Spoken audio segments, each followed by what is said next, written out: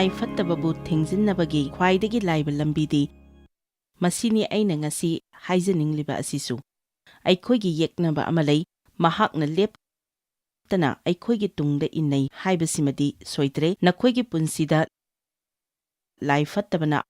awaba pi haibasi kana kana haibiningbage sahi kaya kaya aina laiphattabagi mathakta aigi matik lai haibasi khangdana hinglami matam aduda ai church adum chatlami adubo adugumba matik tugi matangda kananasu haibikhide adudagi ai Thawai lan soknabagi matangda tamjaki madu 70s gi matam anganba 80s gi matamdani mi singna asigumba meeting singda camp tawduna pung ahum mari punduna lainarami matamdudagidi haujikna kharabudi hongle adubu asigumna haptagi meeting tawba nongmada anirak tawba aduga amukta yamdrabada pung ahumga punduna tawbasidi anobadi natre maduda wahaina pumthan thanki mi singdu ishwargi wahai yamna khawrangnarami aduga prithibi pumbada thawai asengbana thalami madu thawai khudolgi pangalnani aduga ishwarna atangba thabak kaya itihaski tongan ba matamda tawki aikhoina taba hawkiba para amadi thawai lan soknabagi matangdani laiphattabagi mathakta aikhoina karamna matik laibage haibasigi matangdani madu yamna afaba pau oiki adudagidi aina laiphattabada aina nangbu jisugi mingda chairabani nangdi aigi khong makhada lei haina lauba hauki aina sauduna chairiba makhai aina yamna laubadu nattana aigi phibamda kaya ahungba purakide adudagidi aina ishwar aina laiphattabagi mathakta matik lei haibasi ai thajai haina haiba hauki aina ishwargi wahaidagi khangki madudi aikhoina makok oigadabani mamai natte mathakta leigadabani makhada natte aikhoi mai pakkadabani aikhoi langambani aikhoigi nungda leiriba asina prithibida leiriba asidagi hena chawi haibasi khanglaki adubu masigi matangda isai khara sakpa shastradagi wahai khara lawthoklaga haiba nattaba karigumba khara tawningki madu tasengna aigi punsida asengba oibadu pamki adudagi ishwarna aingonda Thawaigi lan soknabagi matangda amamam takpa haurakki mahakna hairaki nangna tasengna tawgadabadi jisuna mahakki punsidu karamna hingkibage haibadu yengu mahakti laiphattabagi matangdadi kaya awaba leikibrane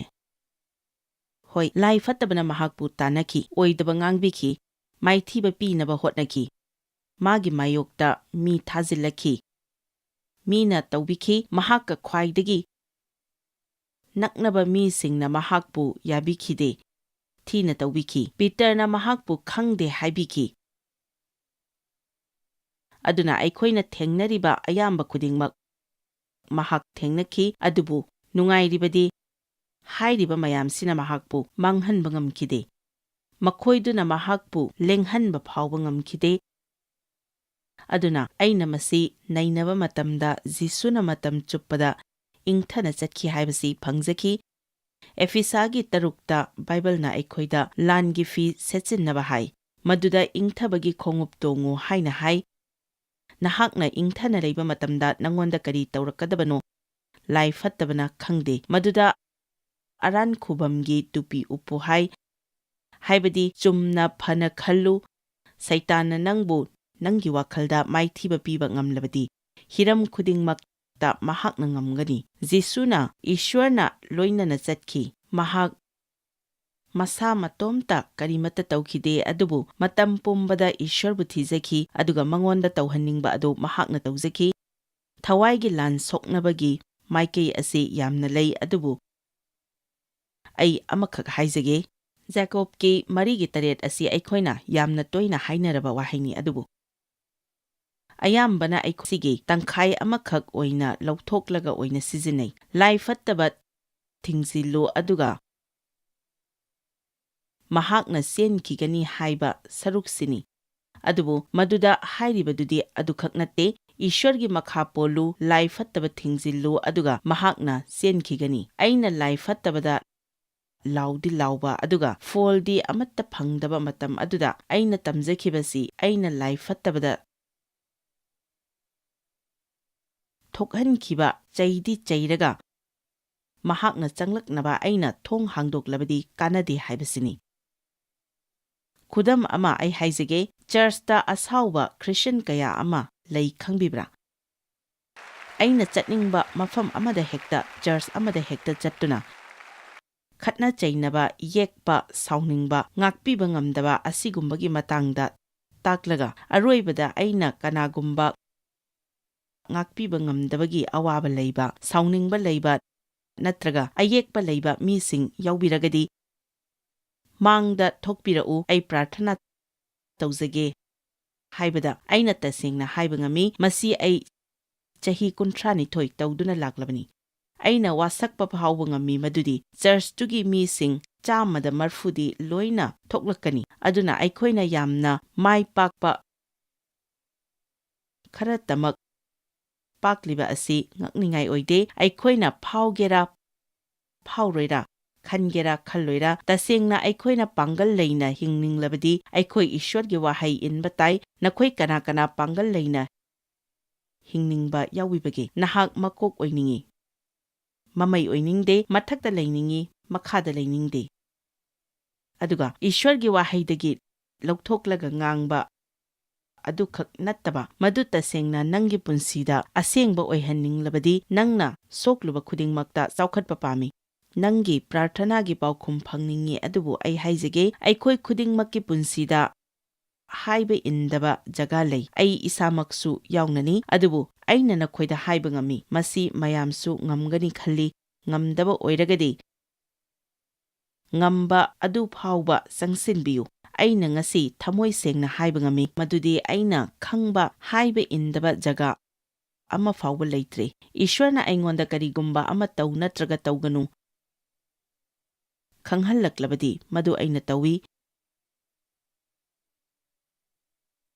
ꯀꯔꯤꯒꯤ? ꯃꯔꯝꯗꯤ ꯑꯩ ꯏꯁ꯭ꯋꯔꯒ ꯀꯨꯏꯅ ꯈꯪꯅꯔꯛꯂꯤ, ꯃꯍꯥꯛꯄꯨ ꯑꯩꯅ ꯏꯀꯥꯏ ꯈꯨꯝꯅꯅ ꯀꯤꯅ ꯆꯠꯂꯤ,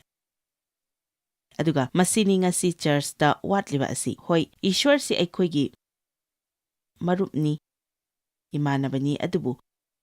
ꯃꯍꯥꯛꯁꯤ ꯏꯁ꯭ꯋꯔꯁꯨꯅꯤ꯫ ꯃꯍꯥꯛꯅ ꯍꯥꯏꯕꯗꯨ ꯃꯍꯥꯛ ꯇꯧꯏ, ꯃꯍꯥꯛꯅ ꯍꯥꯏꯕꯗ ꯑꯩꯈꯣꯏ ꯄꯨꯛꯅꯤꯡ ꯆꯪꯅ ꯇꯥꯕ ꯇꯥꯏ, ꯇꯧꯕ ꯇꯥꯏ꯫ ꯕꯥꯏꯕꯜꯅ 2 ꯀꯣꯔꯤꯟꯊꯤꯌꯥꯗ ꯍꯥꯏ ꯃꯗꯨꯗꯤ ꯑꯩꯈꯣꯏꯁꯤ ꯏꯁ꯭ꯋꯔꯒꯤ ꯁꯛꯇꯝꯗ ꯃꯇꯤꯛ ꯃꯉꯥꯜ ꯑꯃꯗꯒꯤ ꯑꯃꯗ ꯁꯛꯑꯣꯡ ꯍꯣꯡꯂꯛꯏ ꯍꯥꯏꯅ, ꯍꯥꯏꯕꯗꯤ ꯑꯩꯈꯣꯏꯁꯤ ꯂꯦꯞꯇꯅ ꯍꯣꯡꯂꯛꯂꯤ, ꯆꯥꯎꯈꯠꯂꯛꯂꯤ, ꯑꯩꯈꯣꯏꯒꯤ ꯇꯧꯊꯣꯔꯛꯄ ꯃꯑꯣꯡ ꯑꯁꯤ ꯁꯨꯝ ꯁꯦꯡꯗꯣꯔꯛꯂꯤ ꯍꯥꯏꯕ ꯑꯁꯤ ꯀꯅꯥ ꯀꯅꯥ ꯌꯥꯕꯤꯅꯤꯡꯕꯒꯦ? ꯍꯟꯗꯛꯀꯤ ꯆꯍꯤ ꯑꯁꯤꯗ ꯏꯁ꯭ꯋꯔꯅ ꯅꯈꯣꯏꯗ ꯍꯣꯡꯗꯣꯛꯅꯕ ꯍꯥꯏꯕꯤꯕ ꯑꯗꯨꯕꯨ ꯍꯥꯏꯔꯤꯕꯁꯤ ꯃꯃꯥꯡ ꯆꯍꯤꯗꯗꯤ ꯅꯈꯣꯏꯗ ꯁꯃꯁ꯭ꯌꯥ ꯑꯃ ꯑꯣꯏꯈꯤꯗꯕ ꯑꯗꯨꯒꯨꯝꯕ ꯀꯅꯥ ꯀꯅꯥ ꯌꯥꯎꯕꯒꯦ? ꯑꯩꯈꯣꯏꯅ ꯈꯪꯗꯕ ꯑꯗꯨꯒꯤꯗꯤ ꯑꯩꯈꯣꯏ ꯗꯥꯏꯇ꯭ꯌ ꯂꯩꯇꯦ, ꯑꯗꯨꯕꯨ ꯑꯈꯪꯕ ꯑꯗꯨꯒꯤꯗꯤ ꯂꯩ꯫ ꯄꯣꯜꯅ ꯍꯥꯏꯈꯤ, ꯑꯩꯅ ꯃꯄꯨꯡ ꯐꯥꯕ ꯍꯥꯏꯕꯗꯨ ꯌꯧꯗ꯭ꯔꯤ, ꯑꯗꯨꯕꯨ ꯑꯩꯅ ꯇꯧꯕ ꯑꯃꯗꯤ ꯇꯨꯡꯗ ꯂꯩꯍꯧꯕꯁꯤꯡ ꯑꯗꯨ ꯀꯥꯎꯊꯣꯛꯆꯗꯨꯅ ꯃꯥꯡꯗ ꯂꯩꯔꯤꯕ ꯑꯁꯤꯗ ꯃꯄꯨꯡ ꯐꯥꯅꯕ ꯆꯪꯁꯤꯟꯖꯩ꯫ ꯑꯩꯅ ꯊꯥꯖꯩ ꯉꯁꯤ ꯑꯩꯈꯣꯏꯅ ꯃꯁꯤ ꯂꯣꯏꯕ ꯃꯇꯝꯗꯗꯤ ꯏꯁ꯭ꯋꯔꯗ ꯃꯄꯨꯡ ꯐꯥꯅ ꯍꯥꯏꯕ ꯏꯟꯕ ꯑꯁꯤꯅ ꯈ꯭ꯋꯥꯏꯗꯒꯤ ꯁꯤꯡꯕ ꯊꯕꯛꯅꯤ ꯑꯃꯁꯨꯡ ꯂꯥꯏꯐꯠꯇꯕꯕꯨ ꯊꯤꯡꯖꯤꯟꯅꯕꯒꯤꯗꯃꯛ ꯃꯁꯤꯅ ꯈ꯭ꯋꯥꯏꯗꯒꯤ ꯂꯥꯏꯕ ꯂꯝꯕꯤꯅꯤ ꯍꯥꯏꯕ ꯑꯗꯨ ꯈꯪꯒꯅꯤ꯫ ꯑꯩꯈꯣꯏꯅ ꯍꯦꯟꯅ ꯍꯦꯟꯅ ꯍꯥꯏꯕ ꯏꯜꯂꯤꯕ ꯃꯈꯩ ꯍꯦꯟꯅ ꯍꯦꯟꯅ ꯋꯥꯗꯕ ꯑꯣꯏꯔꯛꯀꯅꯤ꯫ ꯂꯥꯏꯐꯠꯇꯕ ꯂꯥꯛꯄꯗꯤ ꯂꯥꯛꯀꯅꯤ, ꯑꯗꯨꯕꯨ ꯅꯍꯥꯛꯅ ꯐꯖꯅ ꯏꯁ꯭ꯋꯔꯅ ꯍꯥꯏꯕ ꯏꯟꯅ ꯆꯠꯄ ꯃꯇꯝꯗ ꯃꯍꯥꯛꯅ ꯃꯥꯏ ꯄꯥꯛꯄ ꯉꯝꯂꯣꯏ꯫ ꯍꯟꯗꯛꯀꯤ ꯍꯞꯇꯥ ꯑꯁꯤ ꯑꯍꯥꯎꯕ ꯆꯤꯟꯖꯥꯛꯇꯨ ꯑꯩ ꯄꯨꯖꯔꯛꯇꯦ, ꯉꯥꯛꯄꯤꯒꯅꯤ꯫ ꯑꯩ ꯈꯪꯏ ꯑꯩꯈꯣꯏ ꯂꯣꯏꯅ ꯑꯍꯥꯎꯕ ꯄꯥꯝꯃꯤ, ꯑꯗꯨꯕꯨ ꯑꯩꯅ ꯄꯨꯖꯔꯛꯄꯗꯤ ꯑꯩꯈꯣꯏꯅ ꯄꯥꯝꯗꯕ, ꯆꯥꯅꯤꯡꯗꯕ ꯆꯤꯟꯖꯥꯛꯁꯤꯡ ꯑꯗꯨ ꯄꯨꯖꯔꯛꯏ꯫ ꯑꯗꯨꯒ ꯃꯁꯤ ꯍꯥꯏꯔꯛꯄ ꯃꯇꯝꯗ ꯃꯌꯥꯝꯅ ꯂꯥꯎꯅꯕ ꯑꯗꯨꯒꯨꯝꯅ ꯑꯣꯏꯒꯗꯕ ꯃꯦꯁꯦꯖ ꯅꯠꯇꯦ, ꯑꯗꯨꯕꯨ ꯅꯍꯥꯛ ꯀꯣꯟꯅꯗꯤ ꯂꯥꯎꯒꯅꯤ꯫ ꯅꯍꯥꯛꯀꯤ ꯄꯨꯟꯁꯤꯗ ꯍꯣꯡꯂꯛꯂꯕ ꯃꯇꯝꯗ, ꯀꯔꯤꯒꯨꯝꯕ ꯑꯃꯗ ꯑꯗꯨꯝ ꯈꯠꯅꯗꯨꯅ ꯂꯩꯇ꯭ꯔꯕ ꯃꯇꯝꯗ, ꯀꯔꯤꯒꯨꯝꯕ ꯑꯃꯗ ꯑꯗꯨꯝ ꯍꯣꯠꯅꯗꯨꯅ ꯂꯩꯕꯗꯒꯤ ꯋꯥꯔꯕ ꯀꯅꯥꯒꯨꯝꯕꯒ ꯃꯐꯝ ꯑꯁꯤꯗ ꯌꯥꯎꯕꯤꯔꯤꯕ꯭ꯔꯣ? ꯀꯅꯥꯒꯨꯝꯕ ꯑꯃꯗ ꯁꯥꯎꯕ, ꯃꯈꯣꯏꯒꯤ ꯌꯦꯛꯅꯕꯁꯤꯡꯒꯤꯗꯃꯛ ꯄ꯭ꯔꯥꯔꯊꯅꯥ ꯇꯧ ꯍꯥꯏꯅ ꯕꯥꯏꯕꯜꯅ ꯍꯥꯏꯕꯗꯨꯒꯨꯝ ꯇꯧꯗꯕ, ꯕꯥꯏꯕꯜꯅ ꯃꯤꯒꯤ ꯐꯠꯇꯕ ꯉꯥꯡꯒꯅꯨ,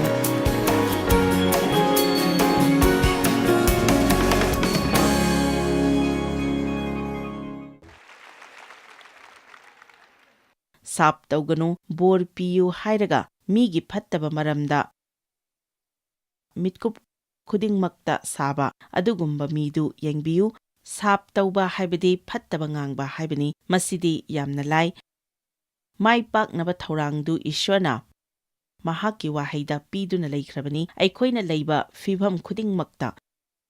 माइ पाकपगी लंबी महाकना पीबी महाकना हाइ मीना नंगोंदा लालकपा मतमदा सुमना तौबीदबा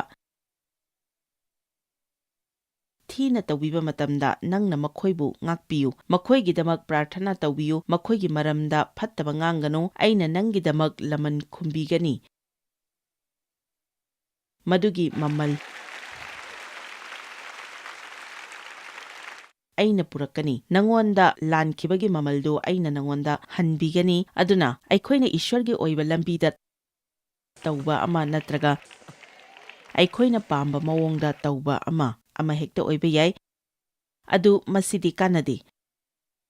अदुम हानगी सिंगजाउदुदा हंजिन हंजिन कोइदुना लैगनी करीगी ngakkanbagi nupa ama khuba khure ai nangonda khak nganglagani ईश्वरगी मखा पोनबा हाइबसी अैखोइदा यामना लुबदौना तौवी ईश्वरगी लंबीदुदा अदुम तौबियु अैना ngasi मयामदा हाइनिंगबा अमगा ईश्वरना हाइबा इनबा हाइबसी हक्सांगददी यामना लाइबा ओइदे ईश्वरना हाइरकपदा अैखोइना अैना मदुगी मीदुबु करीगी ngakpidौरिबनो महाकना अैंगोंदा अदुमाइना तौरकलगबु अैना मागिदमक करीगी प्रार्थना तौगदौरिबनो हाइदुना हंगलुबगी मथौ सुक्ता तादे अैखोइना खंगलुबगी मथौ तादे ईश्वरनाबु हाइरबदी अैखोइ तौबताई मरमदी ईश्वरना अैखोइदगी सिंगबा हेली अदुगा महाकना तौनबा हाइरबदी मदुनी तौगदबा असि कानगदबा असि अैगी लंबीदी नखोइगी लंबीदगी वांगबा हेली अैगी वाखलना नखोइगी वाखलदगी वांगबा हेली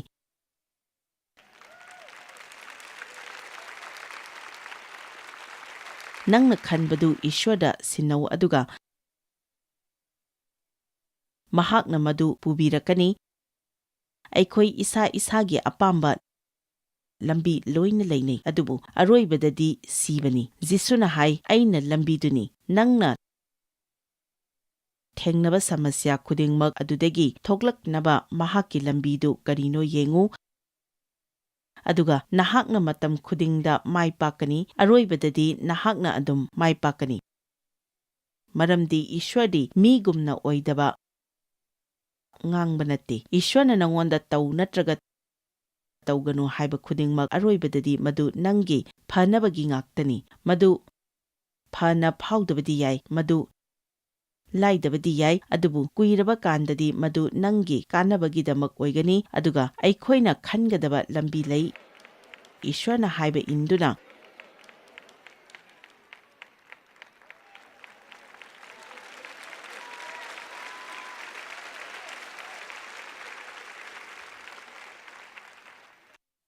मिटकुप खरा हक्सांगदा वारबसु खांगलगा अरोइबदा हराउबगी धर्म चेनबगी अमसुंग माइ पाकपगी महै लोकपा अमा नत्रगा अैखोइना तौनिंगबा अपाम्बा मवोंगदा अदुम तौरगा मदुगी अनाबा अवाबा अदु पुंसी चुप्पा लैबा अमा अैना ख्वाइदगी किजबदी अैना ओइरिबदुदा अदुम ओइदुना लैबसिनी ईश्वर अैबु इथंता थादोकबिगनु अैंगोंदा खंगहनबियु उतपियु करी करी होंगदोकपा दरकार लैबगे हाइबियु अैना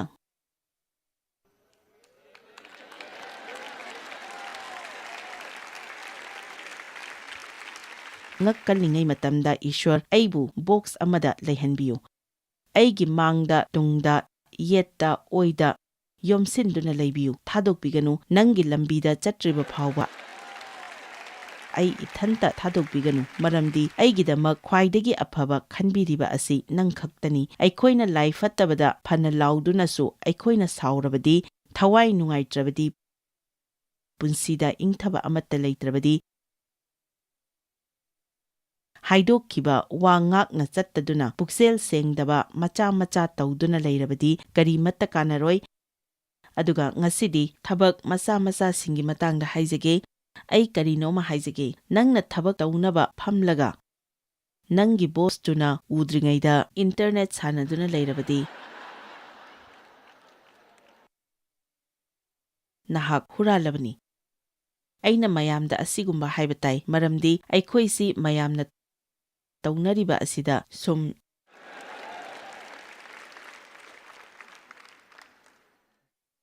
ꯌꯥꯎꯁꯤꯟꯕꯗꯧꯅ ꯇꯧꯏ ꯑꯗꯨꯕꯨ ꯑꯩꯈꯣꯏꯗꯤ ꯌꯥꯎꯔꯣꯏꯗꯕꯅꯤ꯫ ꯃꯗꯨꯗ ꯅꯍꯥꯛ ꯈꯪꯕ ꯑꯃ ꯌꯥꯎꯗꯅꯗꯤ ꯇꯧꯕ ꯉꯝꯂꯣꯏ꯫ ꯅꯪꯅ ꯕꯣꯁ ꯑꯣꯏꯔꯒꯗꯤ ꯀꯅꯥꯅꯣ ꯑꯃꯅ ꯑꯗꯨꯝꯅ ꯇꯧꯕ ꯑꯗꯨ ꯅꯪ ꯄꯥꯝꯒꯗ꯭ꯔꯥ? ꯄꯥꯝꯂꯣꯏ꯫ ꯇꯣꯂꯣꯞꯇꯨꯒ ꯆꯥꯟꯅꯅ ꯊꯕꯛ ꯁꯨꯕ ꯑꯗꯨ ꯅꯍꯥꯛ ꯄꯥꯝꯒꯅꯤ꯫ ꯃꯤꯁꯤꯡꯅ ꯃꯇꯝ ꯆꯥꯅ ꯂꯥꯛꯄꯗꯨ ꯅꯍꯥꯛ ꯄꯥꯝꯒꯅꯤ꯫ ꯅꯨꯃꯤꯠꯇꯨꯃ ꯊꯕꯛ ꯐꯖꯅ ꯁꯨꯔꯝꯕ ꯑꯗꯨ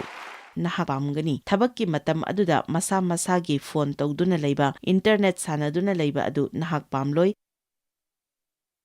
ꯑꯦꯃꯦꯟ꯫ ꯅꯪꯉꯣꯟꯗ ꯇꯧꯍꯟꯅꯤꯡꯕ ꯑꯗꯨ ꯑꯇꯣꯞꯄꯗꯁꯨ ꯇꯧ ꯍꯥꯏꯅ ꯕꯥꯏꯕꯜꯅ ꯍꯥꯏꯔꯤ꯫ ꯅꯪꯒꯤ ꯕꯣꯁꯅ ꯀꯥꯗ ꯆꯪꯂꯛꯄ ꯀꯥꯟꯗ ꯇꯧꯕꯒ ꯃꯍꯥꯛ ꯂꯩꯇ꯭ꯔꯀꯥꯟꯗ ꯇꯧꯕꯒ ꯃꯥꯟꯅꯗ꯭ꯔꯒꯗꯤ ꯑꯩꯅ ꯉꯁꯤ ꯄꯤꯕ ꯌꯥꯕ ꯄꯥꯎꯇꯥꯛ ꯑꯃꯗꯤ ꯏꯁ꯭ꯋꯔꯒꯤ ꯃꯥꯡꯗ ꯍꯤꯡꯕ ꯇꯝꯃꯨ, ꯃꯤꯒꯤ ꯃꯥꯡꯗ ꯅꯠꯇꯦ, ꯑꯗꯨꯒ ꯏꯁ꯭ꯋꯔꯅ ꯃꯇꯝ ꯆꯨꯞꯄꯗ ꯌꯦꯡꯂꯤ ꯍꯥꯏꯕꯁꯤ ꯈꯪꯉꯨ꯫ ꯑꯐꯕ ꯂꯝꯆꯠ ꯁꯥꯖꯠꯄꯨ ꯃꯍꯥꯛꯅ ꯃꯅꯥ ꯑꯗꯨꯝ ꯄꯤꯕꯤ꯫ ꯑꯩꯒꯤ ꯄꯨꯟꯁꯤꯗ ꯇꯝꯖꯈꯤꯕ ꯌꯥꯝꯅ ꯃꯔꯨꯑꯣꯏꯕ ꯑꯃꯗꯤ ꯏꯁ꯭ꯋꯔꯕꯨ ꯑꯩꯒꯤ ꯅꯨꯡꯇꯤꯒꯤ ꯏꯆꯝ ꯆꯝꯕ ꯊꯕꯛꯁꯤꯡꯗ ꯄꯨꯖꯕ ꯑꯁꯤꯅꯤ꯫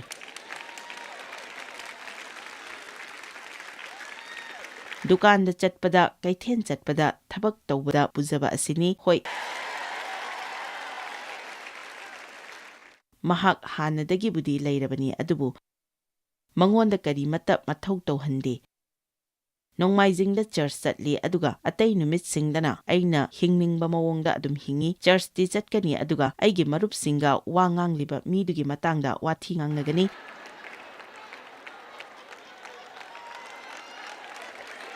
ꯆꯥꯛ ꯆꯥꯕꯗ ꯁꯥꯟꯅꯕ ꯑꯁꯤ ꯃꯥꯒꯤ ꯃꯇꯥꯡꯗ ꯉꯥꯛꯇꯅꯤ꯫ ꯋꯥ ꯉꯥꯡꯕ ꯃꯤꯗꯨ ꯑꯣꯏꯅ ꯆꯥꯏ ꯑꯩꯈꯣꯏ꯫ ꯑꯗꯨꯗꯒꯤ ꯆꯠꯂꯒ ꯂꯥꯏꯐꯠꯇꯕ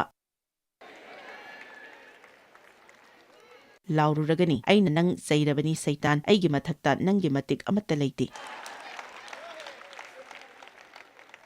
ꯀꯅꯥ ꯀꯅꯥ ꯑꯩꯅ ꯍꯥꯏꯔꯤꯕꯁꯤ ꯈꯪꯕꯤꯕꯒꯦ? ꯑꯩꯅ ꯏꯁ꯭ꯋꯔꯗꯒꯤ ꯈꯟꯖꯩ ꯃꯗꯨꯗꯤ ꯀꯅꯥꯒꯨꯝꯕ ꯑꯃꯅ ꯑꯇꯣꯞꯄ ꯅꯥꯀꯜꯗꯁꯨ ꯑꯩꯉꯣꯟꯗ ꯇꯥꯛꯄꯤꯍꯜꯂꯝꯒꯗꯕꯅꯤ꯫ ꯏꯁ꯭ꯋꯔꯒꯤ ꯋꯥꯁꯛ ꯄꯤꯕ, ꯑꯅꯥꯕ ꯐꯕ, ꯆꯥꯎꯈꯠꯄ ꯑꯃꯁꯨꯡ ꯂꯥꯏꯐꯠꯇꯕꯒꯤ ꯃꯊꯛꯇ ꯂꯩꯕ ꯃꯇꯤꯛꯀꯤ ꯃꯇꯥꯡꯗ ꯈꯛ ꯇꯥꯛꯂꯒ ꯑꯇꯣꯞꯄ ꯅꯥꯀꯜꯗꯨꯅ ꯇꯥꯛꯇꯕ ꯑꯣꯏꯔꯣꯏꯗꯕꯅꯤ꯫ ꯑꯗꯨꯅ ꯃꯁꯤ ꯍꯧꯖꯤꯛ ꯅꯉꯣꯟꯗ ꯅꯨꯡꯉꯥꯏꯅ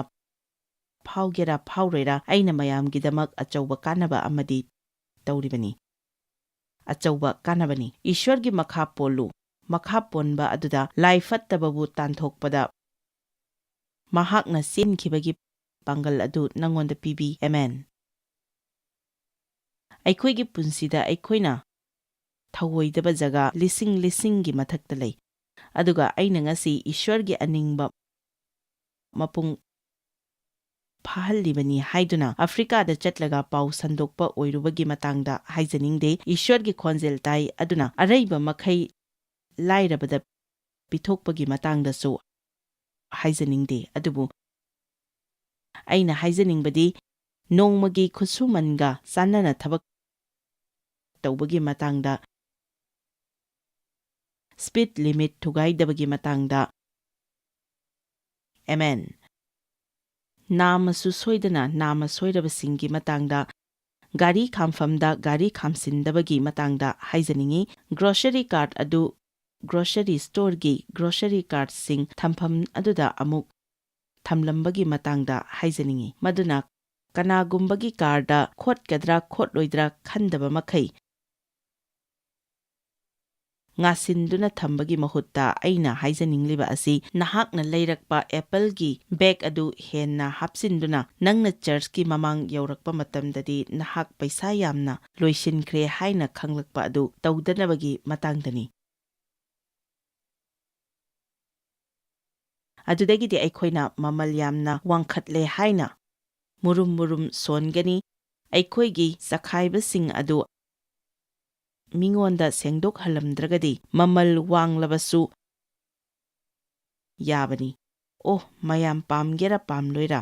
ꯑꯩꯗꯤ ꯉꯁꯤ ꯌꯥꯝꯅ ꯅꯨꯡꯉꯥꯏꯗꯧꯔꯤ ꯃꯤꯄꯨꯝ ꯈꯨꯗꯤꯡꯃꯛꯅ ꯏꯁ꯭ꯋꯔꯒꯤ ꯃꯥꯡꯗ ꯍꯤꯡꯂꯤꯕ ꯃꯤ ꯈꯨꯗꯤꯡꯃꯛꯅ ꯏꯁ꯭ꯋꯔꯒꯤ ꯏꯪꯊꯕ ꯑꯗꯨꯅ ꯅꯪꯒꯤ ꯄꯨꯟꯁꯤꯗ ꯄꯥꯜꯍꯜꯂꯨ ꯑꯝꯄꯥꯌꯔ ꯑꯣꯏꯍꯜꯂꯨ ꯑꯩ ꯁ꯭ꯄꯣꯔꯠꯁꯄꯨ ꯌꯥꯝꯅ ꯄꯥꯝꯖꯕ ꯃꯤꯗꯤ ꯅꯠꯇꯦ ꯑꯗꯨꯕꯨ ꯃꯁꯤꯃꯗꯤ ꯈꯪꯉꯤ ꯃꯗꯨꯗꯤ ꯑꯝꯄꯥꯌꯔ ꯑꯗꯨꯅ ꯃꯅꯨꯡꯅꯤ ꯍꯥꯏꯔꯒ ꯃꯅꯨꯡ ꯑꯣꯏꯔꯦ ꯃꯄꯥꯟꯅꯤ ꯍꯥꯏꯔꯒꯅ ꯃꯄꯥꯟ ꯑꯣꯏꯔꯦ ꯀꯣꯂꯣꯁꯤꯌꯥ 3:15ꯗ ꯍꯥꯏ ꯈ꯭ꯔꯤꯁꯇꯒꯤ ꯏꯪꯊꯕꯗꯨꯅ ꯅꯪꯒꯤ ꯊꯃꯣꯏꯗ ꯋꯥꯌꯦꯜꯍꯜꯂꯨ ꯋꯥꯍꯪ ꯂꯥꯛꯄ ꯈꯨꯗꯤꯡꯃꯛ ꯊꯕꯛ ꯈꯨꯗꯤꯡꯃꯛ ꯏꯪꯊꯕ ꯑꯗꯨꯅ ꯋꯥꯔꯦꯞꯍꯜꯂꯨ ꯏꯪꯊꯕ ꯂꯩꯔꯒꯗꯤ ꯑꯩ ꯆꯪꯁꯤꯟꯕ ꯌꯥꯔꯦ ꯂꯩꯇ꯭ꯔꯒꯗꯤ ꯑꯩ ꯂꯦꯞꯄ ꯗꯔꯀꯥꯔ ꯂꯩꯔꯦ ꯀꯔꯤꯒꯤꯅꯣ ꯃꯁꯤ ꯑꯩꯅ ꯈꯪꯂꯨꯕꯒꯤ ꯃꯊꯧ ꯇꯥꯗꯦ ꯑꯩ ꯂꯦꯞꯄ ꯇꯥꯏ ꯑꯩꯈꯣꯏꯅ ꯃꯉꯣꯟꯗ ꯇꯧꯍꯟꯕꯗꯒꯤꯗꯤ ꯏꯁ꯭ꯋꯔꯅ ꯑꯩꯈꯣꯏꯕꯨ ꯍꯦꯟꯅ ꯆꯤꯡꯅꯤꯡꯉꯤ ꯑꯗꯨꯒ ꯃꯔꯨꯑꯣꯏꯕ ꯑꯃꯗꯤ ꯃꯍꯥꯛꯅ ꯑꯩꯈꯣꯏꯕꯨ ꯏꯪꯊꯕꯅ ꯆꯤꯡꯕꯤ ꯑꯩꯈꯣꯏꯅ ꯃꯍꯥꯛꯅ ꯍꯥꯏꯕꯗꯨ ꯇꯥꯗꯨꯅ ꯃꯍꯥꯛꯅ ꯇꯧꯍꯟꯅꯤꯡꯕꯁꯤꯡ ꯑꯗꯨ ꯇꯧꯔꯕꯗꯤ ꯃꯍꯥꯛꯅ ꯑꯩꯈꯣꯏꯕꯨ ꯆꯤꯡꯕꯤꯗꯨꯅ ꯑꯩꯈꯣꯏꯒꯤ ꯏꯍꯨꯠꯇ ꯊꯕꯛ ꯇꯧꯕꯤꯒꯅꯤ ꯑꯗꯨꯒ ꯊꯋꯥꯏ ꯅꯨꯡꯉꯥꯏꯔꯣꯏꯗꯕ ꯀꯌꯥꯗꯒꯤ ꯉꯥꯛꯊꯣꯛꯄꯤꯒꯅꯤ ꯏꯪꯊꯕꯅ ꯆꯤꯡꯍꯜꯂꯨ ꯂꯧꯁꯤꯡꯅ ꯆꯤꯡꯍꯜꯂꯨ ꯑꯄꯪꯕ ꯑꯣꯏꯒꯅꯨ ꯄꯪꯅ ꯇꯧꯕꯗꯤ ꯑꯄꯪꯕ ꯐꯣꯜ ꯐꯪꯒꯅꯤ ꯑꯃꯦꯟ ꯑꯩꯈꯣꯏꯒꯤ ꯄꯨꯟꯁꯤꯗ ꯂꯧꯁꯤꯡ ꯍꯦꯟꯅ ꯁꯤꯖꯤꯟꯅꯕ ꯗꯔꯀꯥꯔ ꯂꯩ ꯅꯁꯥꯃꯛ ꯏꯁ꯭ꯋꯔꯒꯤ ꯃꯈꯥ ꯄꯣꯜꯂꯨ ꯂꯥꯏ ꯐꯠꯇꯕ ꯇꯥꯟꯊꯣꯛꯎ ꯑꯗꯨꯒ ꯃꯍꯥꯛꯅ ꯆꯦꯟꯈꯤꯅꯤ ꯂꯥꯏꯁꯣꯟ ꯏꯁꯩ 38:11 ꯂꯥꯏꯁꯣꯟ ꯏꯁꯩ 38ꯒꯤ ꯑꯩꯈꯣꯏꯒꯤ ꯄꯨꯟꯁꯤꯗ ꯑꯩꯈꯣꯏꯅ ꯍꯥꯏꯗꯣꯛꯅꯤꯡꯉꯤ ꯃꯍꯥꯛꯅ ꯑꯩꯈꯣꯏꯕꯨ ꯌꯦꯡꯁꯤꯟꯕꯤꯅꯕ ꯁ꯭ꯋꯔꯒꯗꯨꯠ ꯊꯥꯕꯤꯗꯨꯅ ꯑꯩꯈꯣꯏꯕꯨ ꯉꯥꯛꯄꯤꯒꯅꯤ ꯃꯗꯨ ꯌꯦꯡꯁꯤ ꯑꯩꯈꯣꯏꯕꯨ ꯉꯥꯛꯊꯣꯛꯄꯤꯅꯕꯒꯤꯗꯃꯛ ꯌꯦꯡꯁꯤꯟꯕꯤꯅꯕꯒꯤꯗꯃꯛ ꯃꯍꯥꯛꯅ ꯁ꯭ꯋꯔꯒꯗꯨꯠ ꯊꯥꯕꯤꯒꯅꯤ ꯑꯗꯨꯒ ꯅꯍꯥꯛꯀꯤ ꯍꯥꯏꯕ ꯏꯟꯕ ꯈꯨꯗꯤꯡꯃꯛꯇ ꯃꯍꯥꯛꯅ ꯅꯪꯕꯨ ꯀꯟꯕꯤꯗꯨꯅ ꯊꯝꯒꯅꯤ ꯍꯥꯏꯕ ꯏꯟꯗꯕ ꯑꯃꯁꯨꯡ ꯑꯇꯟꯕꯗ ꯅꯠꯇꯦ ꯑꯗꯨꯅ ꯑꯩꯈꯣꯏꯅ ꯈꯪꯅ ꯈꯪꯅ ꯏꯁ꯭ꯋꯔꯕꯨ ꯍꯥꯏꯕ ꯏꯟꯗꯕ ꯉꯝꯂꯣꯏ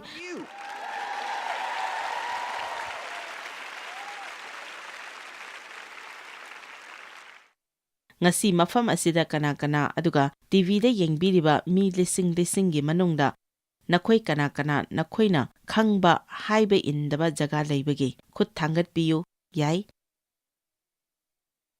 ꯌꯦꯡꯉꯨ ꯃꯁꯤꯅꯤ ꯍꯥꯏꯕꯗꯤ ꯅꯈꯣꯏꯅꯤ ꯉꯁꯤ ꯆꯔꯆꯇ ꯂꯥꯛꯂꯤꯕ ꯑꯁꯦꯡꯕ ꯃꯤꯁꯤꯡꯁꯤ ꯑꯩꯅ ꯍꯥꯏꯕꯗꯤ ꯅꯈꯣꯏꯅ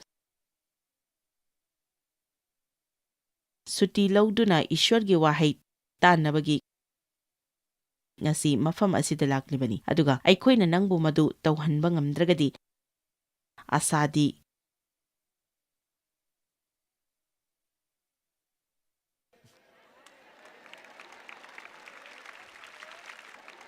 ꯀꯗꯥꯏꯗ ꯂꯩꯔꯤꯕ ꯑꯩꯅ ꯍꯥꯏꯔꯤꯕꯁꯤ ꯀꯅꯥ ꯈꯪꯕꯤꯕꯒꯦ ꯑꯈꯪꯕ ꯍꯥꯏꯕ ꯏꯟꯗꯕ ꯑꯩ ꯃꯗꯨ ꯇꯧꯔꯛꯈ꯭ꯔꯕꯅꯤ ꯊꯦꯡꯅꯈ꯭ꯔꯕꯅꯤ ꯑꯗꯨꯒ ꯃꯗꯨ ꯇꯧꯅꯕꯒꯤꯗꯃꯛ ꯑꯍꯥꯟꯕꯗ ꯑꯩꯈꯣꯏꯅ ꯇꯧꯒꯗꯕꯁꯤ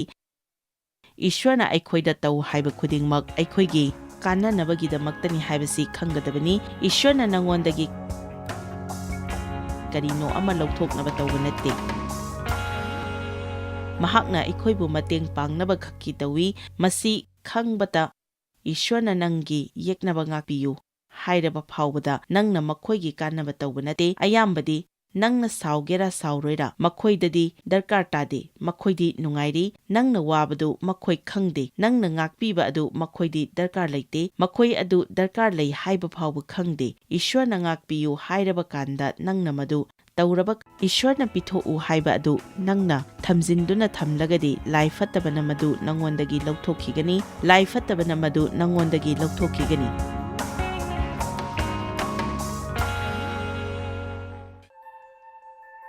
Joyce Meyer Ministry haibasi mahakpu ekhoi mimyam thakajri mahakna ekhoi ngonda tawbiriba thakajri ngai haifam leite mahakna ekhoi bu phi moru adu khakta natana leidiba singna chingchak manatana amasung pau amasung aphaba pau tambi noina contact tawbibe yagani jmmindia.org ngasi Joyce Meyer gi ministry da noi yawbibe yagani Joyce Meyer Ministry haibasi mahakpu ekhoi mimyam thakajri mahakna ekhoi ngonda tawbiriba thakajri ngai haifam leite